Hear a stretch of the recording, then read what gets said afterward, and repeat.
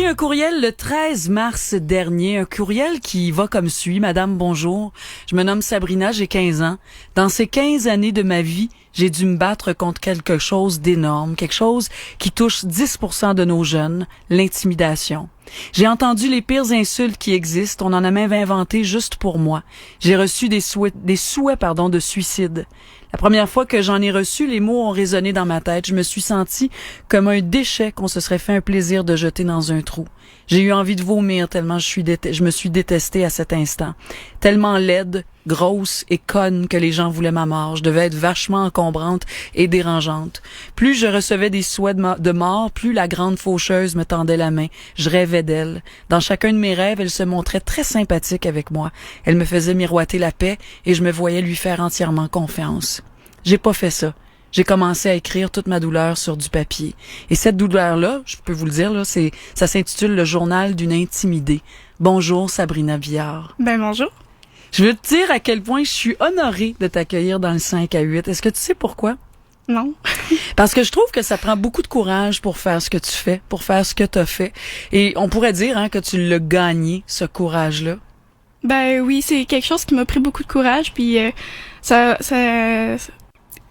j'ai cherché ce courage-là dans tout l'amour que j'ai reçu de ma famille, puis vraiment, je l'ai gagné d'eux, puis je le gagne encore, puis je vais continuer de le gagner par tout le monde qui me lit puis qui m'aime. Ouais, exactement. Raconte-nous, parce que tout ça a commencé au primaire, hein. T'as juste 15 ans, mais c'est pendant, 6-7 ans, là, que t'as vécu, donc, cette intimidation-là.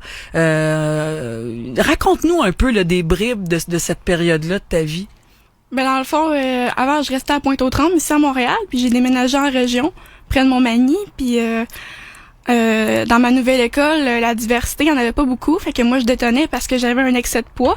Puis j'étais arrivée là, puis les gens ont cerné comme ma vulnérabilité. Mm-hmm. Donc ils savaient que j'avais un excès de poids, puis que j'avais de la misère un peu avec ça, puis de m'accepter moi-même. Puis mon manque d'estime de soi a été que ça a fait que les gens ont pioché un peu là-dessus. Puis il y a plein de commentaires qui ont résulté de ça. Puis j'ai vécu de l'intimidation verbale sur Internet. J'ai vécu de l'intimidation physique. Fait que, ouais. Ça a été une période d'enfer dans ta vie, hein? Oui. Dans ton livre, je veux te citer parce qu'il y a ils sont nombreux d'ailleurs, les beaux passages. Tu dis, j'ai l'impression d'être tellement différente.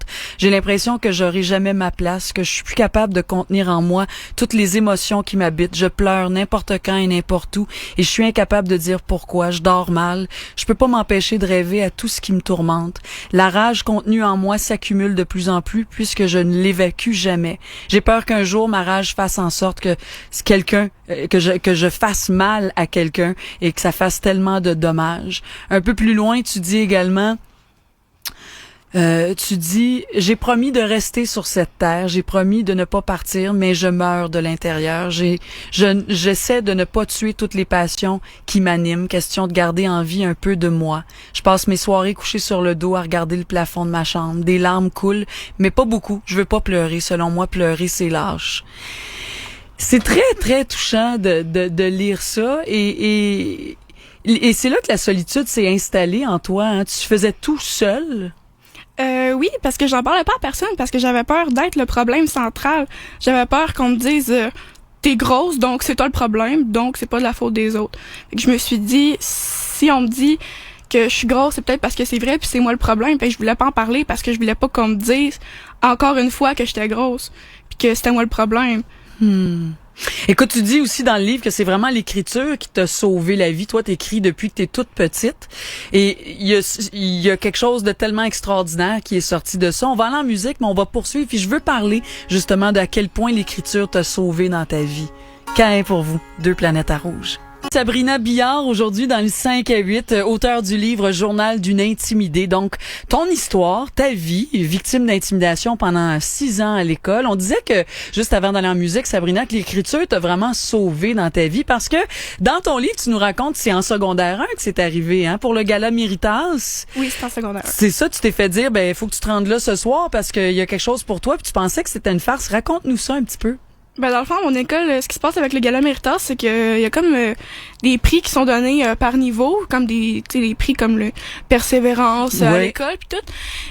Puis moi je pensais que c'était ça que je recevais ce soir-là, puis finalement je me suis rendue là, puis ce soir-là, j'ai reçu 2 bourses.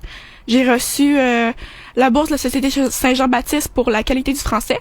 Puis j'ai reçu la bourse meilleur élève paroissial volet académique.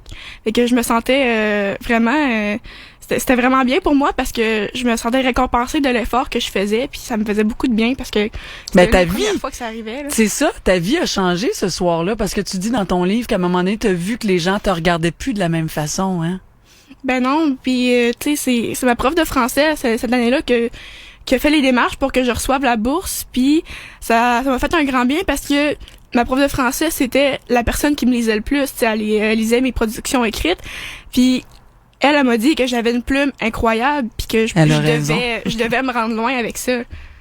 Que c'est Moi, je pense que tu vas te rendre très loin avec ça. Il y a une autre affaire aussi qui a changé ta vie, c'est l'amour est arrivé dans ta vie. T'es tombée follement amoureuse et l'amour y est toujours aussi. Ça aussi, ça change une vie, hein? Oui, ça change une vie, tu sais, je me sentais pas aimée par les gens autour de moi. Le fait de recevoir de l'amour de mon copain, ça m'a fait du bien, ça a fait grimper mon estime de moi. Puis vraiment, tu sais, le fait de se faire dire « Ah, t'es belle, je t'aime », tu sais, des beaux compliments qui on en a tapissent tellement le besoin. cœur, là, hein? ça fait tellement de bien, oui. On peut dire que ton estime de soi en a pris un coup, mais positivement cette fois-là, hein? Ce Oui. soir-là, puis avec l'amour. Et il y a un moment aussi où tu as décidé carrément de prendre le pouvoir de ta vie entre tes mains. T'es allé sur Facebook et tu t'es mis à t'exprimer, à exprimer, à parler de ce que tu vivais aussi. Et là, ça a été comme une onde, hein? Il y a eu un tsunami qui s'est passé parce que les jeunes se sont mis à t'écrire. Oui, j'ai commencé à raconter mon histoire sur les réseaux sociaux. Puis les gens se sont mis à m'écrire. J'ai reçu vraiment beaucoup de témoignages de gens qui vivaient la même chose que moi. Ces témoignages-là se retrouvent aussi dans mon livre. Exactement, ces jeunes-là se sont reconnus en toi. Puis suite à tout ça, ben tu t'es mis à t'aimer dans ta vie. Et aussi ce que j'ai souligné, c'est que tu dis à ce moment j'ai plus peur de rien moi dans la vie. Non, j'ai plus peur de rien. Tu sais, je me dis le regard des autres que les autres ont sur moi, ben ça n'a rien d'égal au regard que moi j'ai sur moi-même. Je dois me trouver belle pour moi-même et non pour les autres. Puis c'est ce que je me dis chaque matin quand je me lève. Là. C'est drôle parce que hier dans l'émission, je parlais d'un auteur qui s'appelle Deepak Chopra, qui est un médecin, un scientifique, mais qui a toujours passé sa vie à comprendre entre le corps et l'esprit. Lui, il travaille beaucoup dans ce sens-là. Puis bref, je l'ai vu dans une entrevue, puis il disait « Ce que les autres pensent de moi, ça me regarde pas. » J'ai adoré cette phrase-là. Vraiment, ça résonne et ça me fait penser à ce que tu dis. Ce livre-là, il est disponible encore via le site internet des éditeurs, pardon. C'est sociétémf.com, sociétémf comme François.com pour se procurer ce livre-là. Demain est fait de quoi pour toi, ma belle Sabrina? Demain? Oui, demain. Non, mais tu sais, quand tu regardes ta vie demain, dans un mois, dans un an, dans 5 ans, maintenant, c'est ça, hein, tu t'aimes plus, t'aimes ta vie plus, ça va bien aujourd'hui dans ta vie. Oui, ça va bien. Maintenant, à l'école, ça va bien. J'ai gagné mon respect. Quotidiennement, c'est vraiment tout nouveau. Puis il y a plein d'affaires qui s'ouvrent à moi présentement.